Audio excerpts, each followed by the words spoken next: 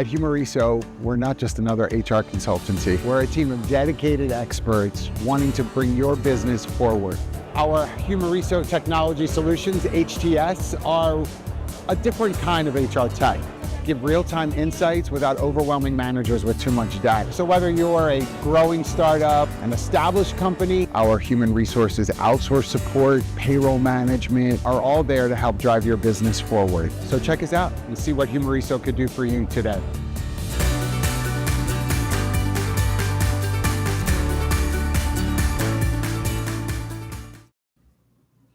All right, good morning. Welcome to the HR Morning Show. Some of us are live from San Diego. We got Clark and I live from San Diego at the Recruiting Innovation Summit. Clark, good to be here with me. Good morning, my friend. Off to a great start. You guys seem like you're having way too much fun.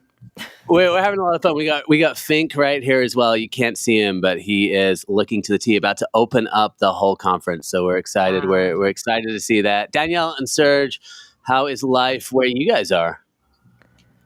Pretty good. New York is, showing its fall colors. It's very pretty. And, waiting for the sirens to go by. That's about it. Big election in New York City today, right? Yeah. No, that was a joke. It's a huge day today. It's election day. I already voted, so yeah. Like I asked that loaded question. We're on the brink of becoming a socialist city or just being democratic. So it's great. HR Morning Show coming in hot this morning. I love it. Serge, what about you? Is it snowing yet, or what's life like with you? Oh, it's pretty damn cold. Canada winter is starting. We can expect snow any day. So looking forward to it. Does the whole country of Canada mourn Game 7, or how does that work, Serge? Oh, that was such a tough night. All of Canada cried. We should have won. It was ours. It was right there. And unfortunately, we didn't make it. We didn't make it. But I was very disappointed, Clark. My condolences. Well, it sounds like 4 years in LA. Go Dodgers. Ooh. Evan's right there with you, Danielle. Yeah. I'm going to LA soon, so it's fine. Well, guys, I want to remind everybody we are part of Purple Acorn. You can go to purpleacornnetwork.com and you can see all of our shows. We got so many more shows added to the network, so you need to check those out. And if you can, go to our LinkedIn page, give it a follow. We are nearly at 2,000 followers. It's only taken me asking 150,000 times, but we're almost there. And then go subscribe to us on Spotify, iTunes, YouTube, wherever we got podcasts. And I will give a huge shout out to the Purple Acorn content team, just bringing the content this past couple weeks. I mean, they've been posting like multiple times a day. So we love to see that. A lot of footage from RecFest, and now we're at the Recruitment Innovation Summit, so I'm sure we're going to have a lot more content coming as well, which is super exciting. Guys, give me the vibe there. What's going on? What's going on at ERE? It's early morning, so what are we at? We're at 7, so I'm sure things are going to get kicking off. This room we're in is going to be the breakfast room, so it's probably going to get super loud in here in a little bit. But yeah, it's good. It's good feel. Everyone I've run into super excited to just see each other again, and good vibes all the way around. Good Love times. that. Yeah, we might leave halfway through to eat pancakes, but we'll see. Yeah, we'll see. As you should. This is the breakfast hour. It's the breakfast club over here, right? They're setting it up right now. Yeah, it's so if you hear stuff, that's what's going on. Yeah. And, so what are you looking forward to?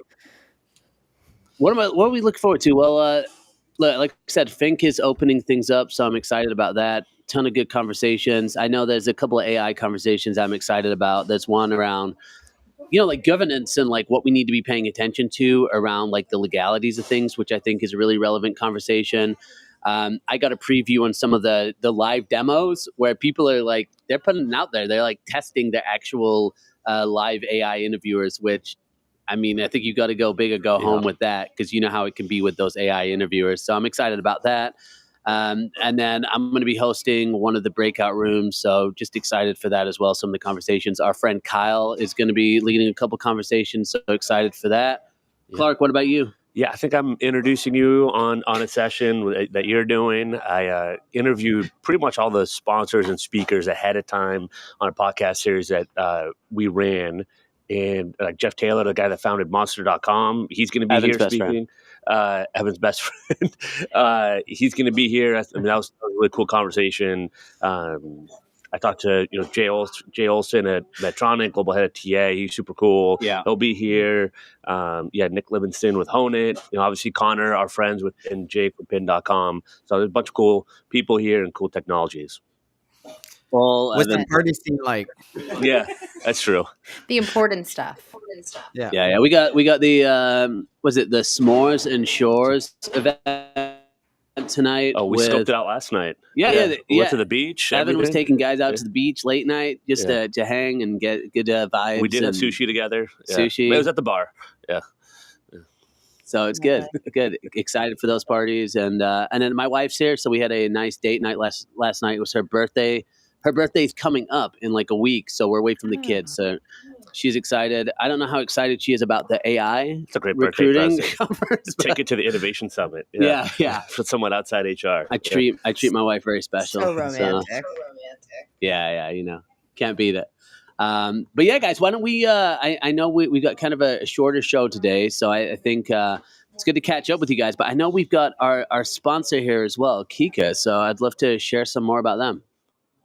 So guys, I got into it last week. Kika is an all-in-one HR platform. So if you are in the market, if you're looking, I highly advise looking at Kika. They're serving 10,000 companies worldwide. Everything from performance management to onboarding, everything that you need in an all-in-one platform. They've got a lot of AI functionality as well that they're bringing into the system. And like I said, globally, 10,000 clients. They're looking to break in the U.S. So if you're interested, we're going to post a link in the comments section here as well that you can go check them out. But highly advise, look, especially if you're on the market. I'm not going to promise this, but I'm sure they can beat out the competition when it comes to the ROI and the spend as well that you get. So check out Kika. We're proud to have them as our number one sponsor on the morning show, and excited to hear more from them as well.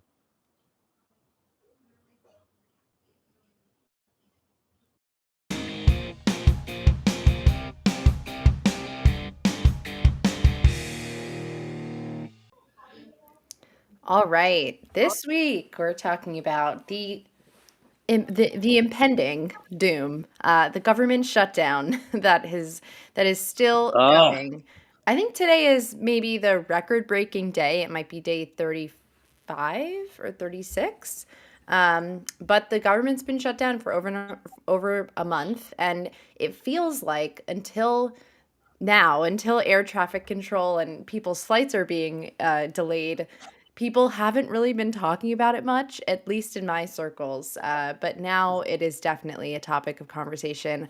What is your guys' take? How is your travel? Like, was it smooth? Was it rocky? I know some people have been stuck at the airport for like 2 days this week. Let's see. Columbus to Chicago is easy. I got delayed a couple hours in Chicago. It was very unclear as to what was going on.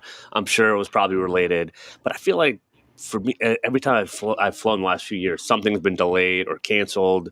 Back in August, I tried to leave South Carolina. My flight was just straight up canceled, and I had to leave like the next day. So I don't know. It's been an issue for a while from my perspective. So I don't know. I just got an extra 2 hours of work done, but I can't see if I had to hustle all day. But yeah, I don't know. It was a little bumpy, but we got here. Yeah, I talked to a number of people here who had someone I talked to this morning actually had their flight canceled and then they had to rebook.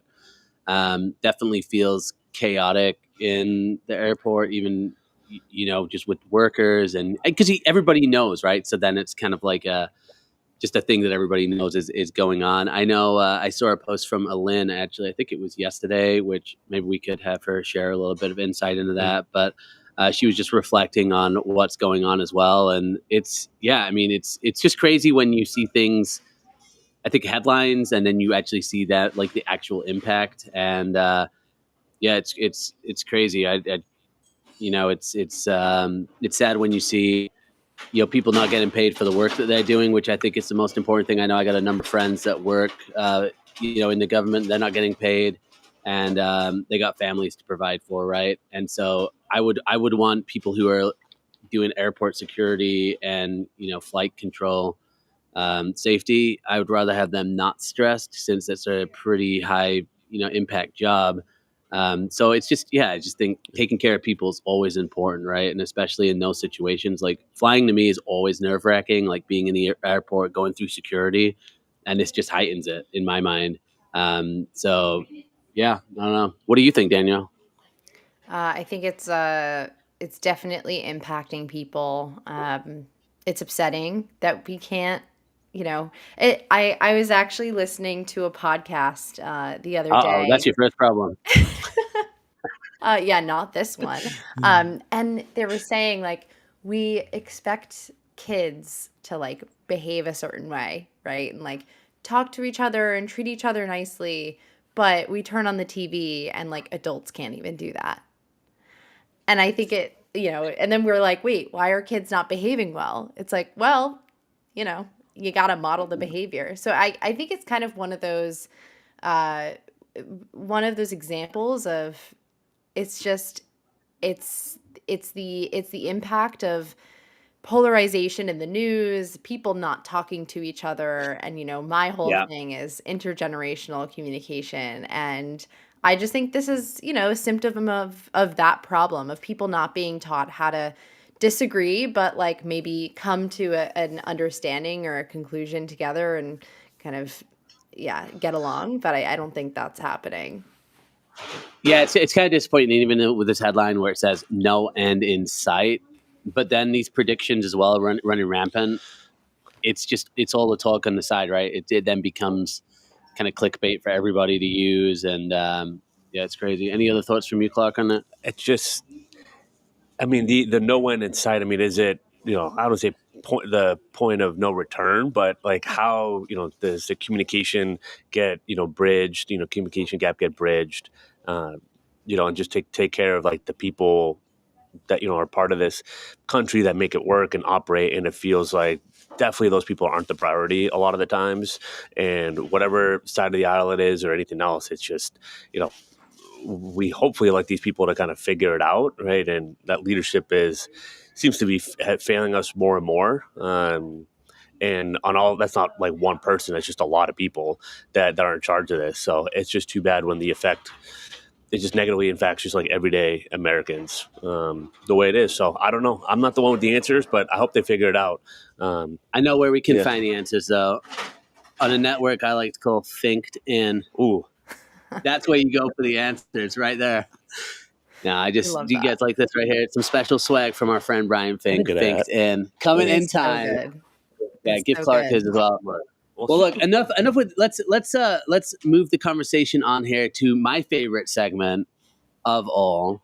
Why don't we move on into our next section here? Our next section.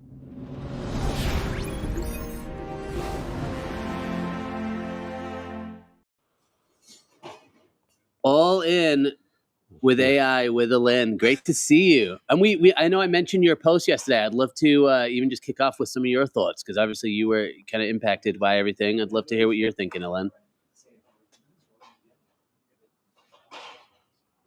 Oh.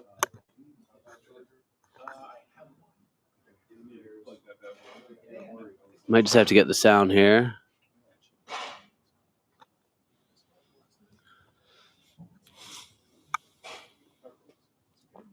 All right. Well, while we're waiting, I know we're gonna be talking about the hidden infrastructure of intelligence. So we're gonna be talking about why OpenAI, AWS has $38 billion deal matters for HR recruiting and the future of AI. So as soon as we get Alin back, that's what we're going to be talking about.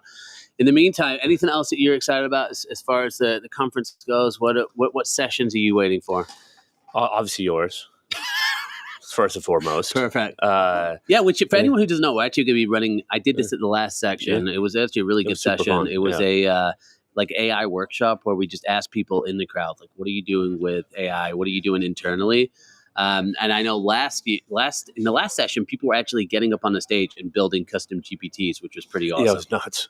So I'm hoping this time we might have someone who's willing to build an agent on stage as well, because I've seen that a couple times. So excited for that. And then you'll be introducing that. Any other sessions you're excited for? Let's see. I think we've seen, Jeff Taylor, just because it's interesting founding Monster.com. He was there in the beginning of the internet, and then With the now- other Joel, by the right, way. and then with the Joel other Cheeseman. Yep. And then coming back into the industry now, kind of seeing, understanding his, mindset, the way he's looking at the market. I think that'll be interesting.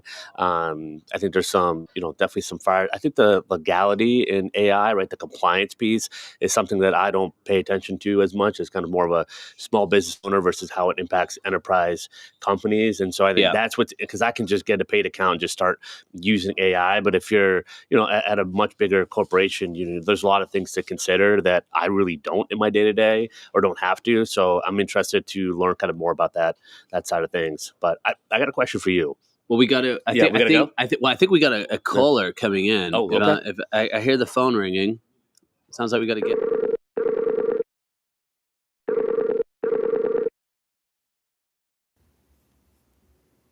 Hello. Hi, Tricia. How you doing? I'm doing great. How are you doing today? I'm doing well. I'm excited to talk to you. Welcome to the show. Is this your first time on the morning show? It is my first time on the morning show. I watch frequently, but it is my first time here. Oh, you're so sweet. Yeah, it's a pleasure to have you.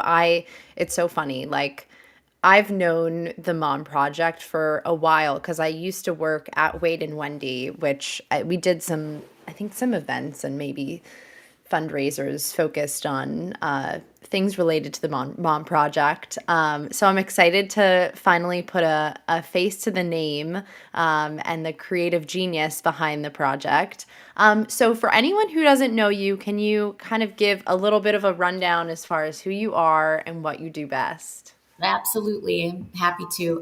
So my name is Tricia House. I'm the proud president of the Mom Project.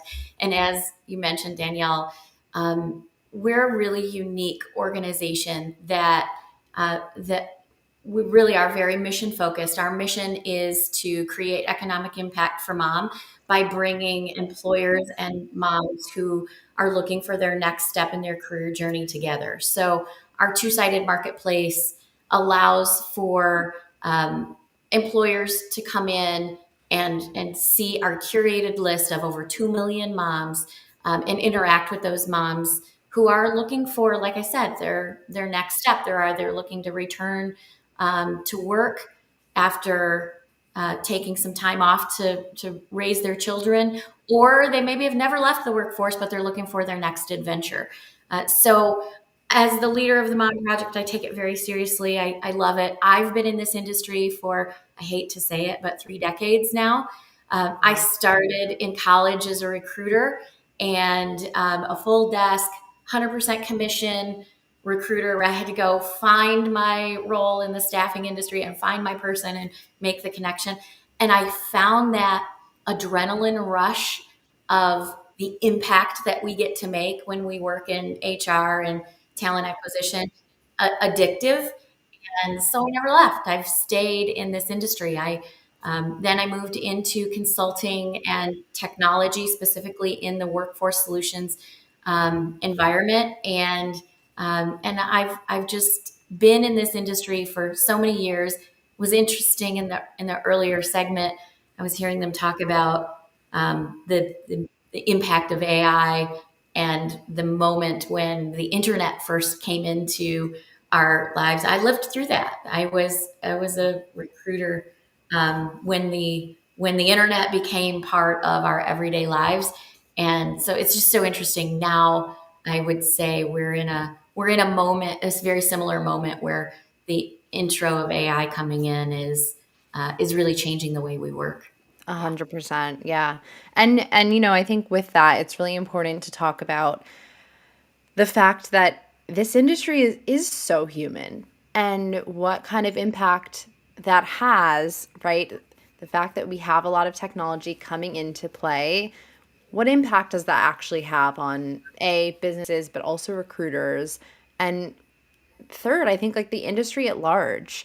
What in your opinion do we need to be thinking about to really keep that human element to in TA? Yeah, I think it's so important. It's always important, right? We're in the business of human interaction and helping people in their career, helping them evolve their career. We're in that business. You can't take the human out of it, but we can leverage technology and use AI, for example, use AI with intention, use AI as an accelerator, but not to take the human and the humanity out of it. So the way I like to look at it, and what I when I talk to people about building their AI strategy, I like to frame it in the context of using AI as a way to accelerate the work that we're doing in talent acquisition and to allow for the humanity to remain in the process. So the human being does the work of the strategic work, does the work to make sure that we have a personal connection with the person that we're interviewing or considering for a role. The leveraging AI to do the work, kind of the workhorse under the hood, is fantastic, and we need to do that. The world is moving much faster than what it once did. So we need to leverage tools like that, but we need to leverage them with intention and make sure we're not taking the human component out of what we do. Definitely, definitely. I feel like it's almost like a magician and their assistant. Like we have the AI assistant, and then we have the magician who actually makes all the magic, but without you can't do all the magic without the other, right? I think that's You can't. No, yeah, you can't. I always like to say that our industry, there's, a little bit of art, a little bit of science, and a little bit of luck, right? In love everything that we do, we have to, so AI can help us with the science piece, but we have to do it responsibly. Typically when I've had teams building AI agents, and the way that I like to construct those is not to filter things out, right? And filter people out, but to filter things in. So if you craft your AI agent to go look for the specific things that you want and you want in your workforce, or you consider to be the superpowers, if you will, instead of AI filtering people out, you will get a more, a very good, healthy mix of candidates that match what you're looking for. right. If you craft that agent to filter them in. That's a perfect segue to talking about a hot topic I haven't heard much about in a while, which is skills-based hiring. So like I'm just curious as an insider on your end, what is the status of skills-based hiring? Because like you said, skills-based hiring is something that I think aligns with what you were just talking about, where you can filter in certain skills that you want someone to have, but that the result might actually really surprise you, right? Because someone might have skills from a different type of work that they did that actually applies to an entirely different industry or role. So, can you talk to me about the status of skills-based hiring? Yeah. Yeah. And it's interesting how this has evolved over the years. It's always part of what we do, right? At the core of talent acquisition, you're matching skills to matching people to a job. You're looking to see, do you have the skills that I need in this role? But it's so much broader than, did you obtain X, Y, and Z from your last job or the job before that? We really are now shifting to look at the person as a whole and how that person will fit not only the skills and be able to do the job, but understanding, where did they get those skills?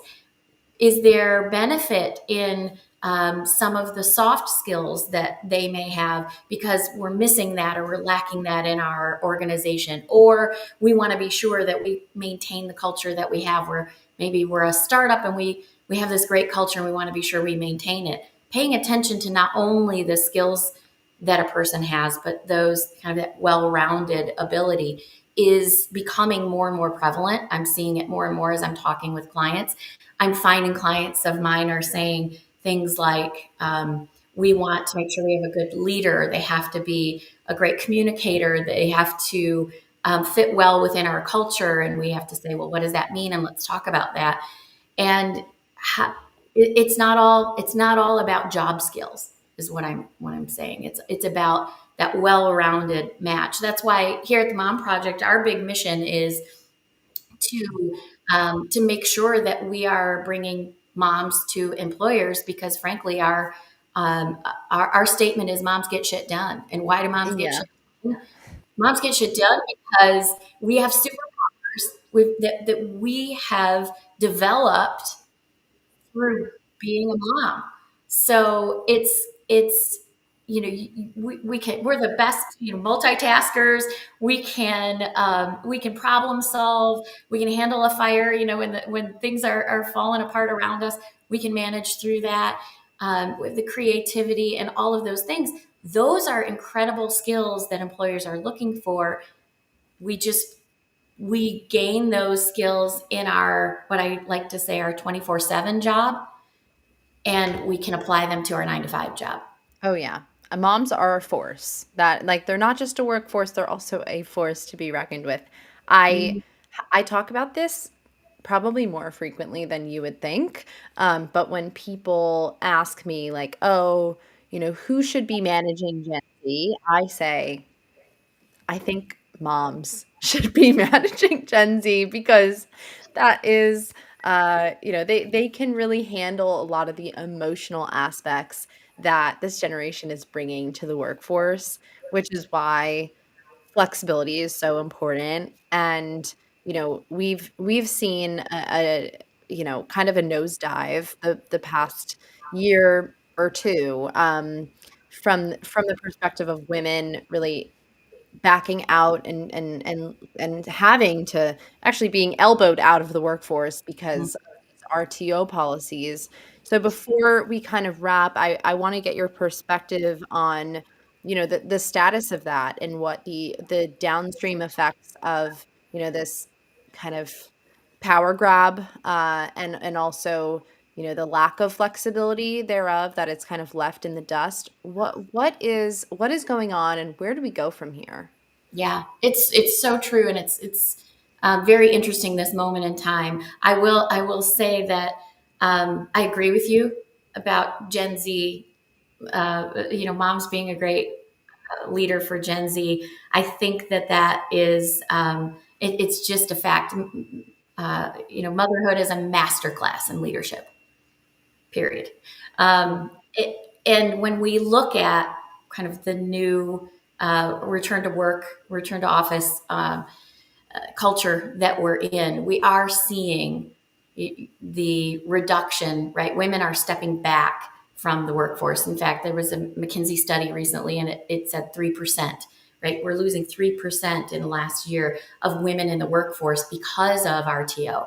So I think businesses just have to think a little more strategically, and focus on on being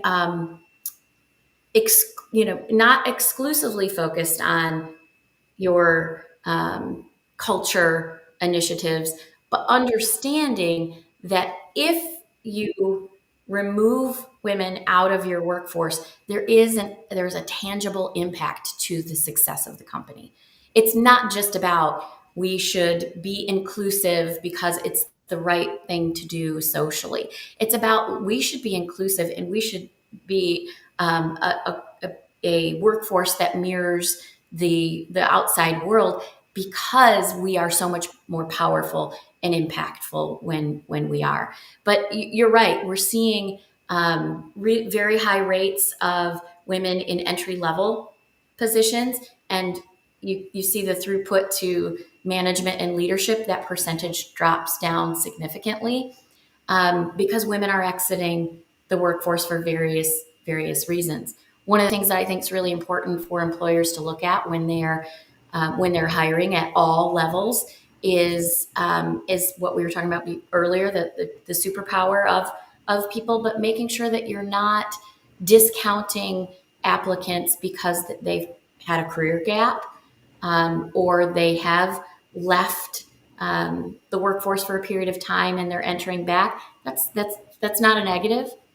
A lot of the technologies out there actually weed those people out, and it filters them out. Ours filters them in. We don't we don't count that against them. But I think it's a really important moment in time for us, as across all industries, to pay very close attention to how we advertise what our culture is and what work flexibility is, and how we then put it into practice. Because there's some disconnect, I think. I think a lot of Oh companies yeah. work-life balance, and then it's very rigid, right? The organization is very rigid. Or worse yet, or just as bad, the hiring process is very rigid. And candidates are saying, you put work-life balance on your all of your advertisements, but I can tell by the process of this interview that you're not a very inclusive or Yeah. flexible workplace. And then they get mad when a candidate asks about it in the interview and they're like, you shouldn't be asking about work-life balance in a first round interview. It's like, okay. That's Well, your you problem. had it 11 times in your job advertisement Oh, that Lord. you're very, So work-life funny. balance is important. Yeah. So funny. Well, this has been truly a fruitful conversation. I am so happy that the Mom Project exists. So thank you for being a huge part in that. Where can people find you and find out more about the Mom Project? So you can find us on LinkedIn or themomproject.com. We welcome everyone to come check us out. As I said, we're a two-sided marketplace where moms, if you're looking for your next role, come and create a profile on our marketplace. If you're an employer looking for moms that get shit done, then come and post your job with us, and we'll find you a great match. I love it. All right. Thank you so much, Tricia. And it sounds like it's time for the best segment of the show. Roll it on. All We're trying right, we're again, back. guys. Alin, hey, take two. It's all good. Why don't we were just getting into that post you did yesterday. Mm, Would love some of your insights on what's going on, and then we can jump into the segment here. yeah. So for those who don't know, I spent 11 and a half hours at the Atlanta airport yesterday. Lovely, lovely airport, by the way. I know all the airport bars now. I've been to all terminals. It was lovely. It's a beautiful time. I met a lot of It's a big interesting one. people. Yeah. I think listen, why? Because I live in Tucson, so had to stop there to get home. And once I got there, there just weren't enough air traffic controllers. There were two things I noticed. Lack of air traffic controllers. So they were pushing flights all over to different gates, canceling stuff, shifting people around. And I literally sat there and watched the shift change twice for TSA. And every time they did a shift change, they shut down another lane because they didn't have enough employees. Why now? It's not like this furlough's brand new. It didn't just happen. I'll tell you why. Yesterday was the 3rd of November. It was the first Monday of the pay period. Many people did not get paid at the end of last week, which is when they would have expected it. And so now you're starting to see kind of the drop off that's going to occur as a result of that. So we're not in crisis mode, I don't think yet. People were handling it quite well, but I think we need to be aware there's a lot of people out there who are going without paychecks, trying to make things happen, kind of putting that extra effort, and they're struggling. And I think going into the holiday season, this is really going to be challenging for all of us. 100%. Yeah, it's already like I said earlier in the segment. It's already been impacting people at this conference we're at. We heard a lot of stories. So, but I would definitely encourage everyone to check out Alin's post as well, and just all of your content as well. All the stuff you post is always Sweet. awesome. I know. Yeah. What are we going to be talking today Well, about, Clark? we want to get to the hidden infrastructure of intelligence. So AWS, OpenAI just had a $38 billion deal to kind of to work together to kind of be able to host, run everything off the AWS, servers and cloud. Elaine, we want to get your take on all this. Yeah, so this is a really big deal. And I know for a lot of us in the HR and the TA space, we don't pay a lot of attention to kind of these big infrastructure deals. But this is Yeah. actually a really huge one, because what this is going to do is open up a whole new set of lanes for infrastructure rails, which really have been at capacity. The impact to that has been pace of innovation has been slowing down because people cannot build. Your vendors who are trying to create really cool stuff for you have been challenged with how they're going to build, given the limited capacity on these infrastructure, these rails, and these chips, and the availability that's existed there. The second thing they've been challenged with is cost. Obviously, right? Let's think about it kind of as supply and demand, very basic here. These cloud computing rails that we're operating on, they are the oil of this whole thing, guys. If they do not operate, if we do not have enough capacity within them, we don't get the speed, we don't get the pace, we don't get the innovation, but we definitely get higher costs. So what this should do, technically, is start to alleviate some of that stress on the system, and increase some more openness around cost and capability. You're not going to see this year. You're going to start to see it coming in towards the second half of next year, I think. But I think it's something for us to be paying attention to, and you should be asking your vendors, and people who you are working with, that you're putting technology into place. Where are your, what rails are they leveraging? Are they on AWS? Are they on Azure?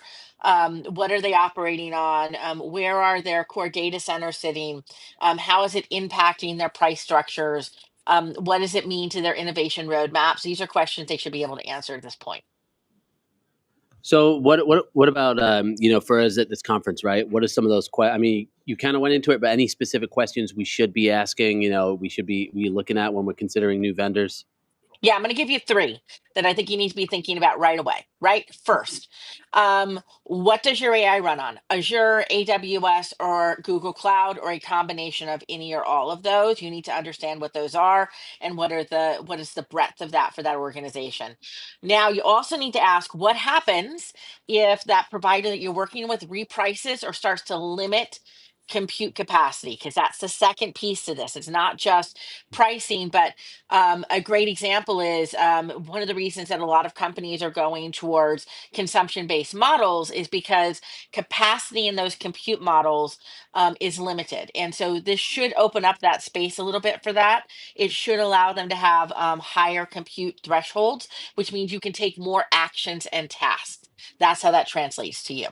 And then third, how are they ensuring data consistency, compliance, and uptime? Those are the three things that keep your engine operating. Is it where does that data live? Where's it going to live? How is it going to be transferred through these systems? Is it compliant? What are the compliance guidelines based on your country, your state? Listen, there's a million different laws out there, so you kind of need to understand how that data is being leveraged and utilized. And then finally, how is that going to impact the uptime of your systems?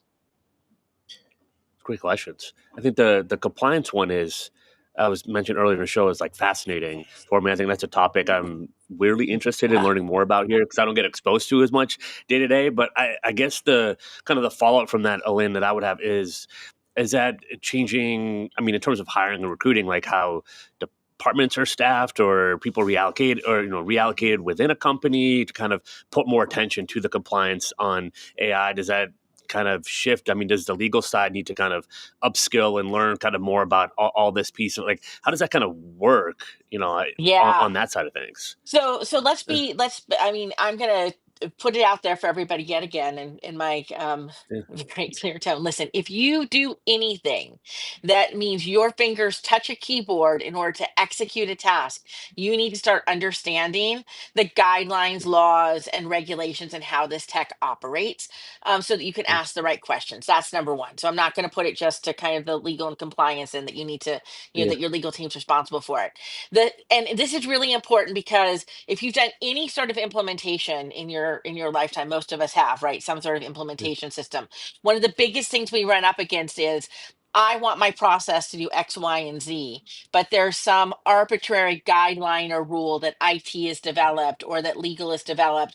And they say it's so we just accept it as so, and we don't push back, and we don't do the things we need to do to test whether that's real or it isn't real. So I think it's really important that if you're in TA ops, if you're in HR ops, if you do anything around system administration, if you're doing anything around process design in your TA or HR space, you need to get yourself versed in what are the compliance guardrails that you need to be paying attention to, and what are the real rules, not the ones people are telling you, but go in and go a little bit deeper. Try and understand what the real guidelines are and how they impact your business so that you can make smart decisions when you're trying to build process. I think that's the most important thing people can do today. I love it. I mean, that's why, conference like this is great to kind of have that information sharing. It's kind of on the cutting edge. I guess the question I have, like, where do you go to kind of do kind of your own research, right? Like, or where do you recommend people start with if they're trying to like understand, right? You're saying not just what you hear, but what's actually legitimate. Like, where do you recommend people go to kind of like a starting point there? So I think one of the most important things for us in the TA and HR space is, listen, I love formats like this. We talk amongst ourselves a great deal. We have a lot of good dialogue and conversation. I think that's great. But remember, we're recycling a lot of the same information back and forth to each other, right?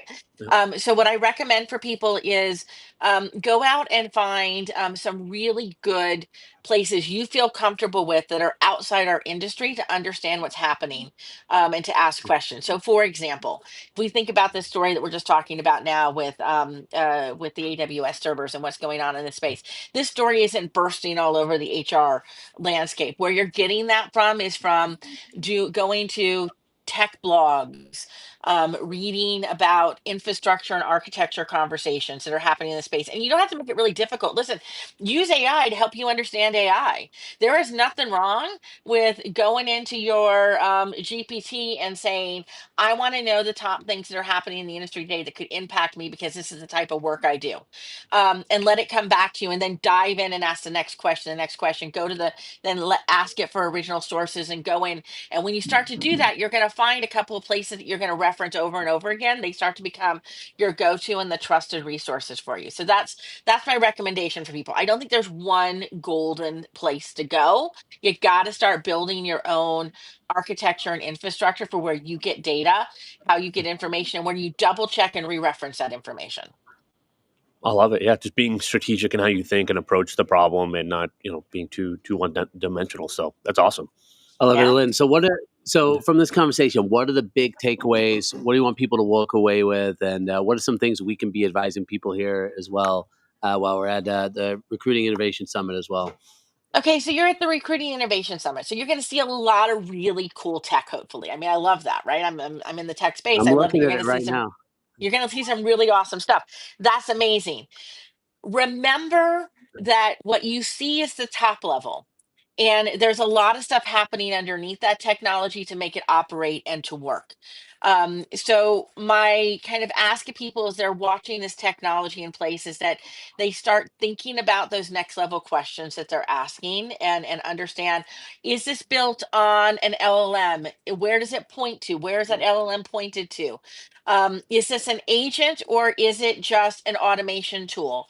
Does this operate in a way that is compliant in my region and area? What cloud service is it operating on? Where's the data sitting in this framework? Does it have an open AI? Is it an open agent that can connect with other agents if it is agentic? These are the sorts of questions you want to ask. So you're going to see some really cool stuff. Think about it not just in isolation, but how it works in your overall architecture and system. The second thing I'm going to say is you're going to see some really cool stuff.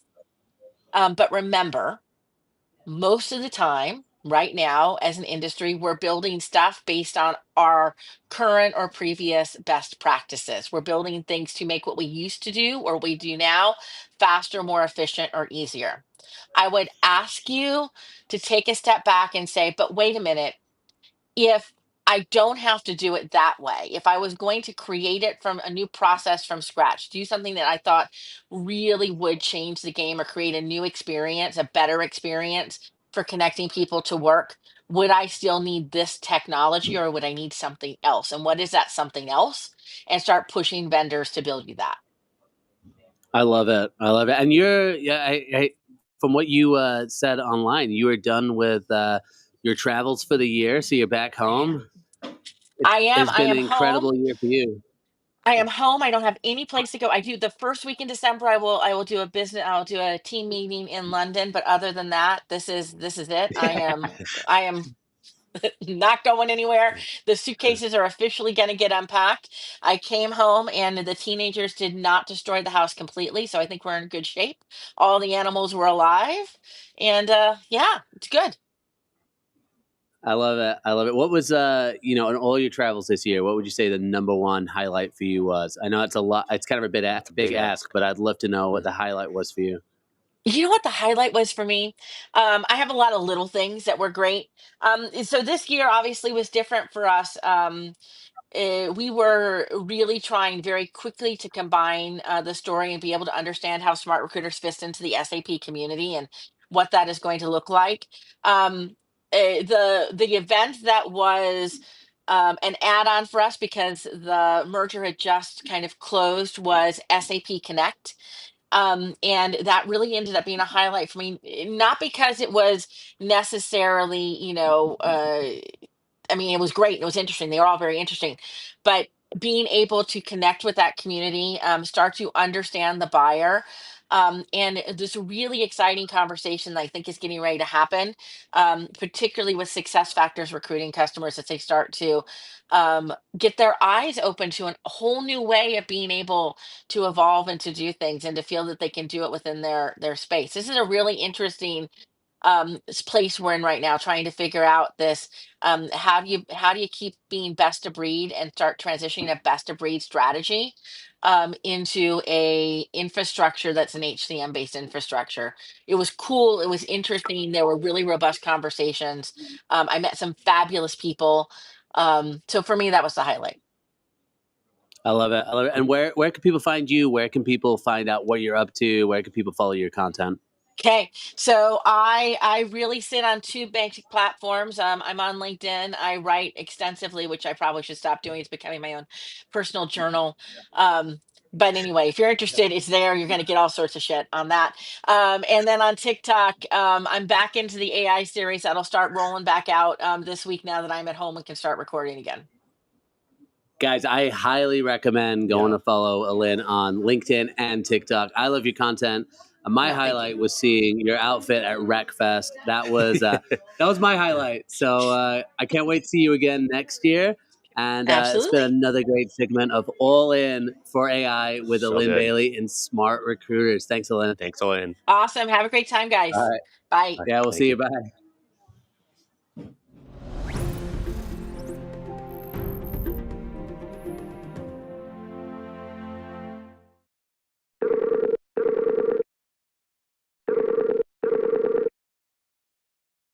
We have a new caller, a new guest. Kate, welcome to the HR Morning Show. Pleasure to have you.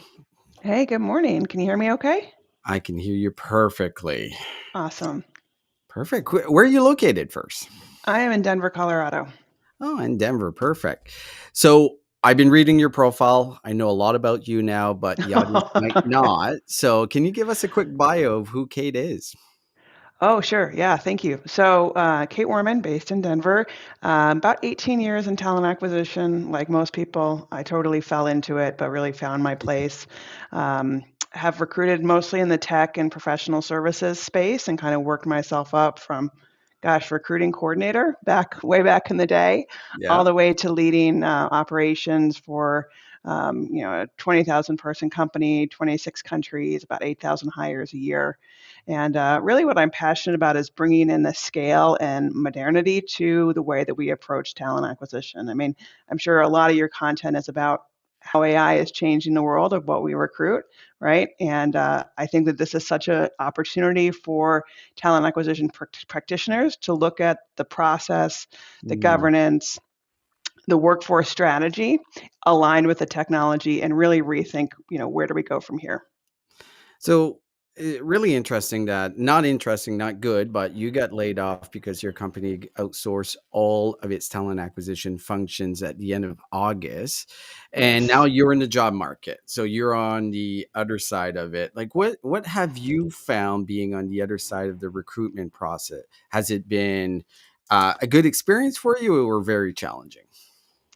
Well, it's definitely been eye-opening, right? Okay. As a talent acquisition practitioner, I know the way that things are supposed to function, Yeah. right? I've crafted these experiences.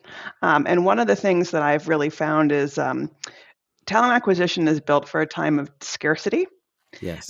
where we are trained as recruiters that we are chasing candidates, right? We are going out there and working on the sell. And now we're in a time of talent abundance, Yes. right? You know, when my former company made the decision to lay off not just all of talent acquisition, but all of its corporate functions, right? It was a huge group of very talented people that came onto the marketplace, right? And I think Mhm. that's what's happening in a lot of these layoffs, right? Is now you have all of these really very talented people. This is not like, you know, the fat that got trimmed. This is like the cream of the crop, right? Who are now in the marketplace, right? And as recruiters, we really need to shift how we think about approaching that group of talent. Yeah. And it really becomes more about curating your applicant database as opposed to going out and, you know, being the chasers, finding the candidates out there.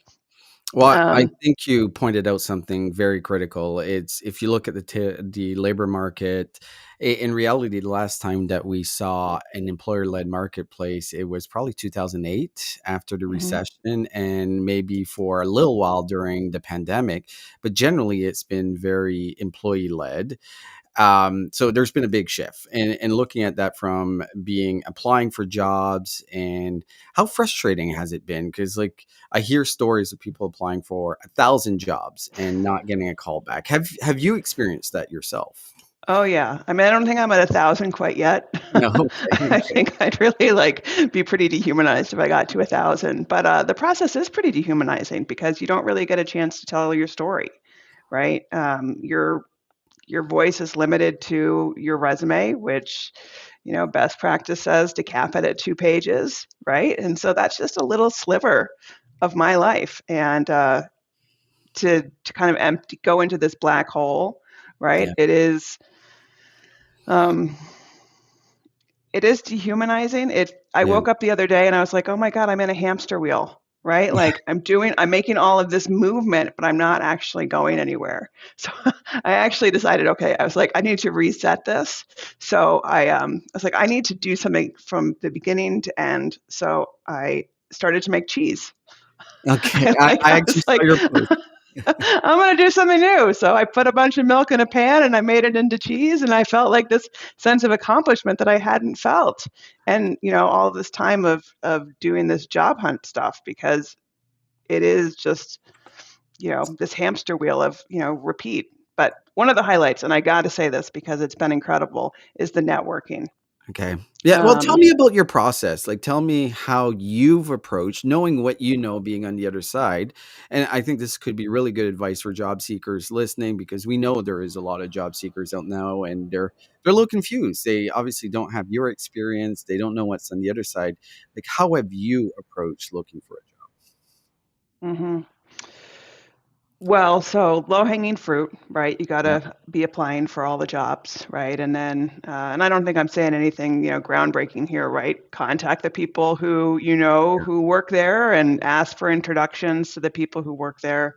But I think at my level, a lot of it comes down to networking, right? Okay. It's not about the job that's open today; it's about the job that's open 3 months from now, and being able to make those connections today, and so that people keep me in mind for future roles and future opportunities down the road. So, you know, a contact of mine who I met through networking called it the reunion tour.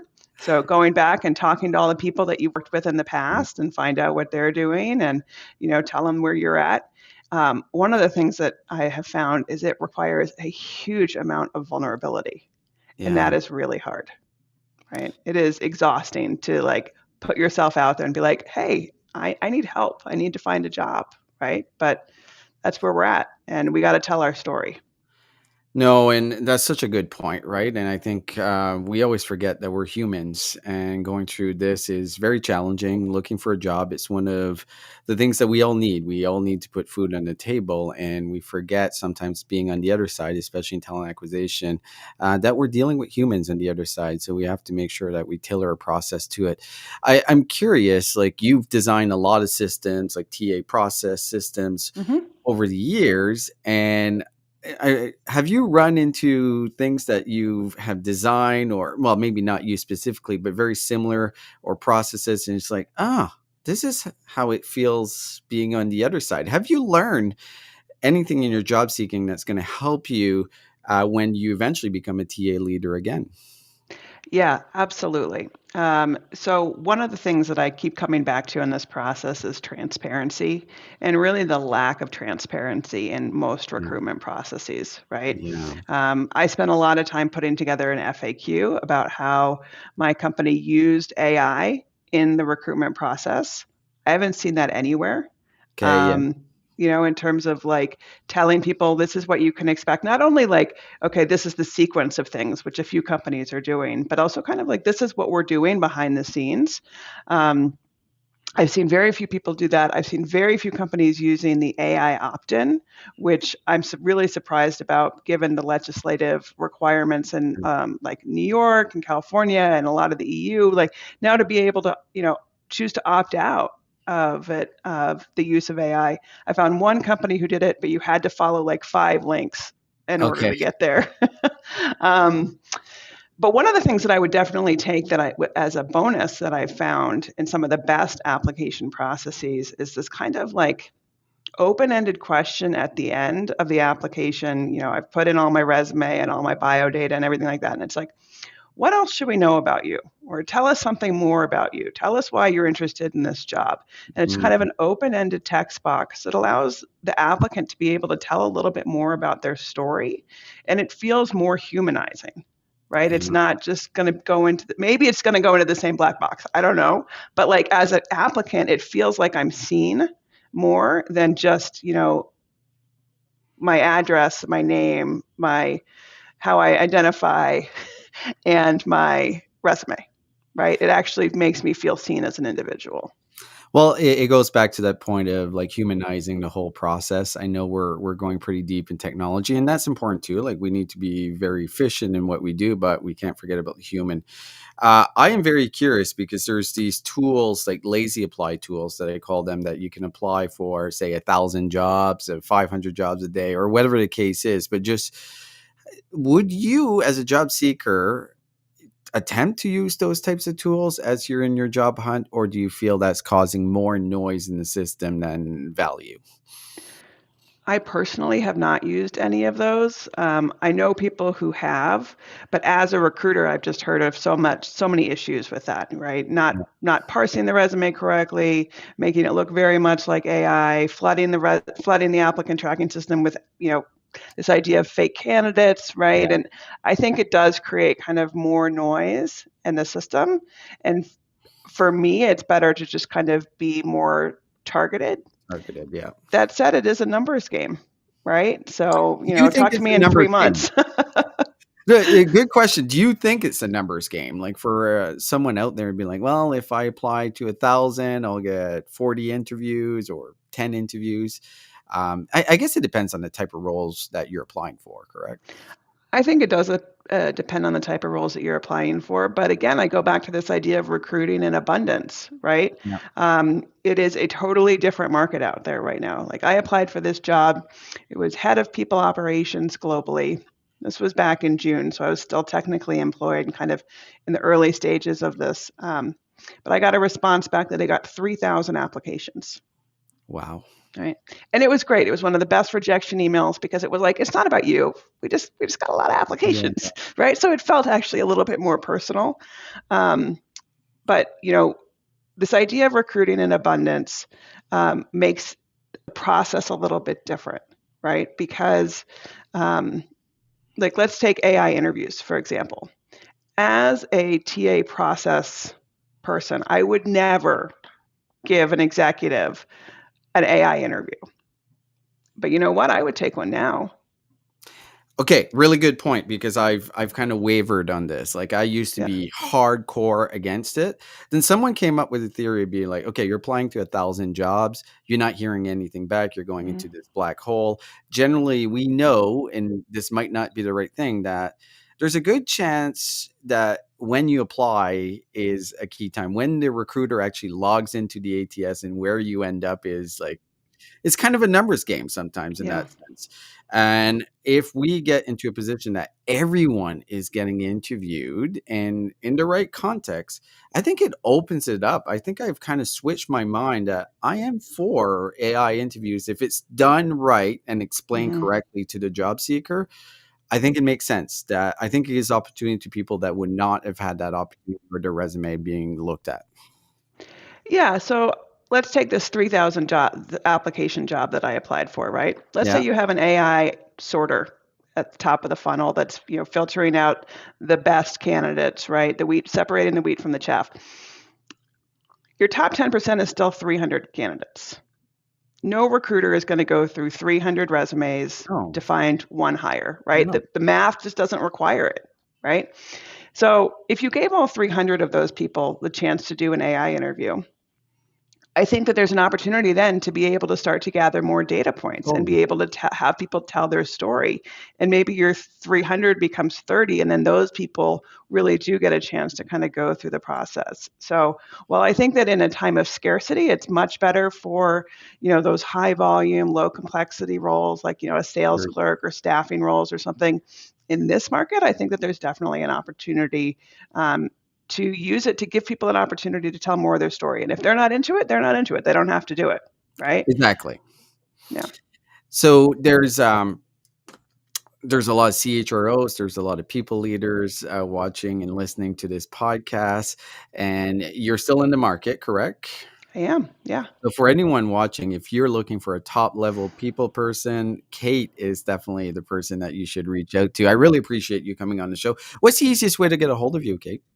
Well, thanks for that shout out, first of all. LinkedIn, that's the best way to get a LinkedIn. hold of me. Yeah. Yeah. Kate Warman. Definitely. Let's find you on LinkedIn. This was a pleasure. Thank you so much for joining me. Yeah. Thanks so much for the opportunity. Great conversation.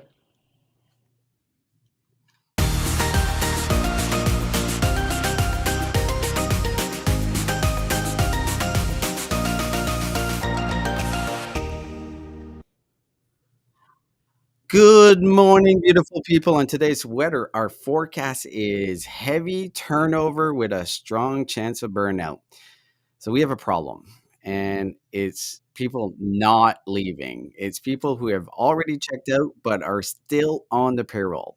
I guess you could say they're showing up, but they're not really showing up, meaning all the companies out there have a lot of disengaged employees, and we know that can be a huge challenge. So if you look at each disengaged employee, it costs you around 30% of their salary. So putting that in context, 100K salary, you're already wasting 30K of that salary that's going down the drain because that employee is disengaged.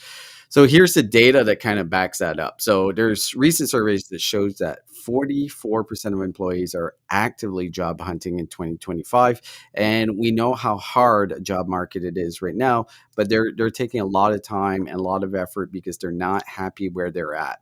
So that's almost like half of our workforce is looking for another job. And if we go back to 2021, 2022, when we had the Great Resignation, I think if the labor market was flipped and similar to what it was then, we'd have a lot of people leave. So if they go, then that's even a bigger challenge because we have the cost of replacement, the retraining, and a lot of lost knowledge. And basically, that doubles the damage of that employee not being engaged. We got to fix it. It's not that hard to fix it, but it's really hard on the other side of it. So we got to stop trying to fill the seats and really start to create reasons why someone should stay at your company. Because if your people don't feel connected, there's going to be a recruiter out there that's looking for top talent. They're going to slide into their DMs and they are going to win that talent. So the other thing is when we look at engagement, we think it's a survey. Actually, it's not a survey. Survey doesn't really give you the data that you need. It's a daily check with those people to see actually how they feel and how you, as an HR leader, as a people manager, how do you get them engaged? How do you get them the tools to be successful in what they're doing? So the outlook right now is not that great. If you're seeing high churn or disengaged employee, that's not really an HR problem. It's a leadership problem. That's the HR weather. Let's get back to the panel.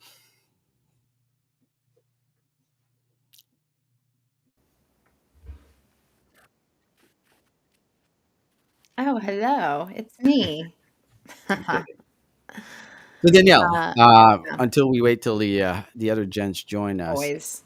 do you feel that's a huge problem right now that we have a lot of disengaged employees and they're just sticking around because the labor market kind of sucks? Right, right. I think I saw a term, it's job hugging, I think is Yes, that's exact. I the was new looking for term. that term. Job hugging. Yeah, yeah. Job hugging is the new term. It's all the rage right now amongst the kiddos. Yeah, no, it's a scary time out there. I mean, like people don't want to be unemployed. I think it's like, what's the lesser evil? Staying at a company and a job that I don't like, or being unemployed. And I would probably think that most people would choose the former. So Yeah. I think that's kind of, that is what it is. It kind of sucks. It's kind of, I don't know if dehumanizing is the right word, but it's not a fun experience to work at a company where you show up every day and you kind of feel like a cog in a wheel and you're not enjoying what you're doing, but you have to stay. Yeah. And you're surrounded by people also who feel like they have to stay, and maybe you can talk about it, but maybe you can't. I feel like I've been in that situation before. It's not fun.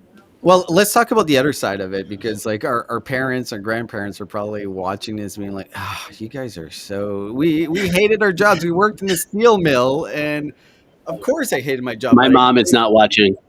your My mom mom is is not. not watching. Are you Neither am sure? I. Okay, My maybe your grandma grandma. might be tuned in, but not my mom.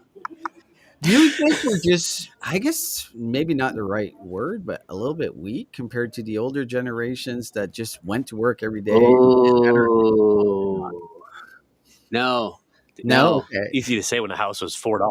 no. I Yeah, just I just think there literally. was. I mean, I did a poll on LinkedIn last week that just asked the question: have you been laid off over the last 5 years? And it was 70% of people said yes. So yeah, when that's the nature of what we're dealing with, that's fair. layoffs are a part of normal work life.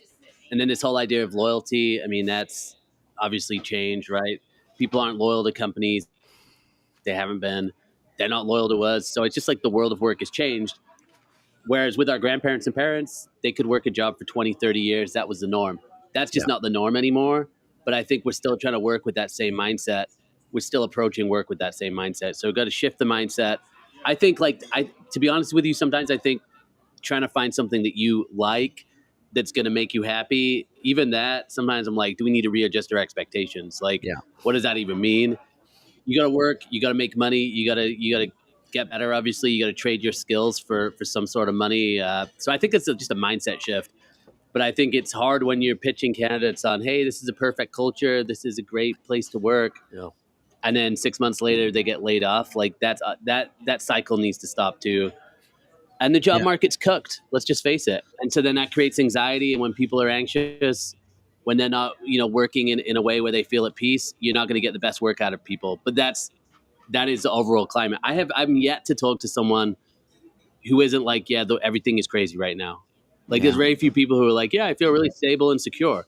So when the mindset's anxiety, I don't think we get our best work done, and we got to shift away from that. And maybe that's just having like real conversations in interviews, real conversations with bosses, just real conversations instead of surface level culture crap. Well, I think you just pointed out there's a huge amount of disengaged employees out there. And how do we fix that? Like, Clark, what's your take? Like, if you were the CEO of a massive company, how do you fix your disengaged employee? Meta. I mean, I don't know about being CEO of a massive company, but I think just even for mine, it's the team of 6 or 7. It's having the checkpoints, having the standardized checkpoints, and just having conversations that outside of work. I saw a great, I don't know if this is a tweet or a post or whatever about, someone that was in person, in an office environment. Sorry, Joel, those still exist. But he would go on walks with his employees and just like, or like with his direct reports, and just go on walks. They wouldn't talk about work, but just like take that time and just get to know them, and like that have people open up. So I think creating those forums where you can have those conversations that build that trust in your team, that they can bring stuff to you that's even outside of work and all that, just inspires that loyalty. I think I think Daniel talked about earlier, like the skills based hiring. I'm really looking at like intangible based hiring right now. I think with AI and how you can create kind of SOPs and trainings, and you can upskill people a lot quicker in a lot of different areas. Like just getting to know the person, do they have the traits? And as a leader, how do I identify the people that have the traits that I can help upskill? They're going to be there, they're going to appreciate the investment that I'm making in them. Because if you have that with your employees, they're going to give you back tenfold. Easier said than done, but that's kind of the mindset I would have around it. And not that you can go on walks with every single one of your employees if you have 40,000 of them, but just how do you kind of carry that mindset where they can feel heard and feel empowered to be better. I think that's where that Undercover Boss show, that's why that resonates with people, because it's a leader going in and like seeing what's going on. And it's like, I've done this post a couple times over the last couple of years where I say, executives should apply to their own jobs to see what job seekers are going through. Like they should go through that process to see what it's like. There's a reason that resonates with people, and it's because there's a disconnect, and we got to get that connection back. So whether it's spending more time with your employees, whether it's at the end of the day, it just comes down to like caring about people.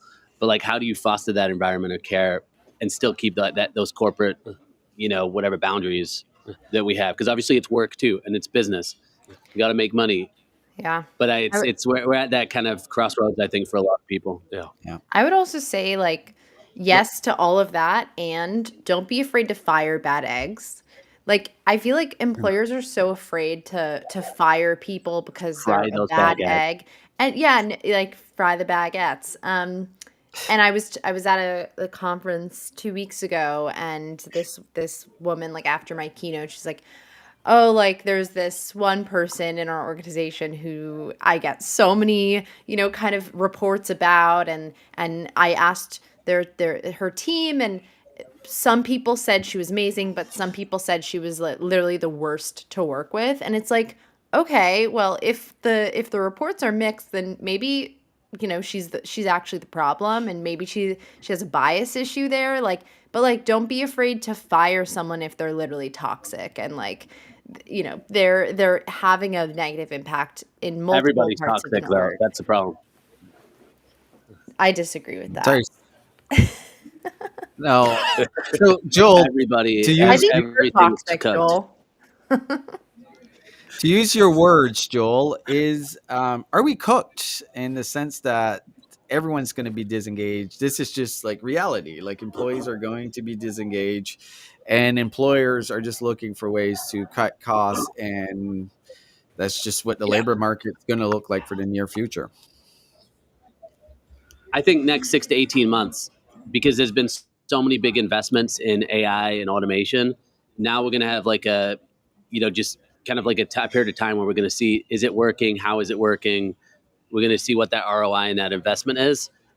But I would say for job seekers, like going after companies that are smaller, you have a better chance of landing a job because they're still going to be looking to grow. I think the large, big companies, they are in that mindset, like you said, cut expenses.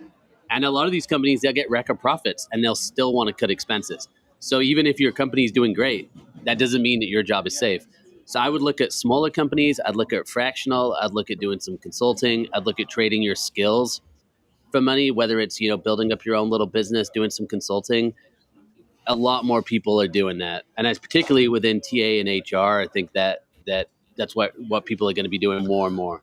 Clark, what are you saying? Yeah, you got to fend for yourself. And I think it's like there's been a lot of empty promises from, hey, take out a huge student loan and all that, and then the job is going to be promised to you, only for the rug to be pulled out of a lot of people on that promise. And I think you have to fend for yourself. If you're employed, still keep building those skills that you lost your job today. Like, what would you do, right? And kind of building out the side hustle and the gig economy, to Joel's point. If you're TA and HR, like post on LinkedIn, build your brand on LinkedIn. Right? It's never been easier to find kind of your own tribe and your own people that you resonate with. So get out there and do that and network and meet people, and you can leverage automation tools, right, to connect with people at scale. And really, but you have to fend for yourself. You can't sit back and be reactive. You do have to be proactive. That's why I opened up an OnlyFans account. I do have backup, guys. Thank God. Premium weather reports. Premium You got weather one report. subscriber. Yeah. Name is Or Joel only- Algie. All right, guys. Only speaking in Gen Z slang.